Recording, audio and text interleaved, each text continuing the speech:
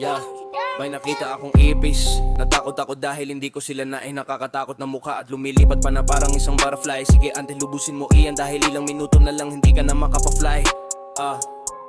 Sigaw ko dahil bigla itong dumapos sa akin. Ay nag-ibig sarap ng patayin pero ops, lumipad na naman eh. Hindi ko nakita, nandito lang pala siya sa may bandang tiyan. Agad akong tumatakbo para ito'y mahulog sa sahig. At agad kong kinuwiha ang walis ng buo para ipalo sa kanya na natahulit-ulit yan. Huwag mo kasi akong kinukulit-kulit na matay katuloy ng walang patumpe.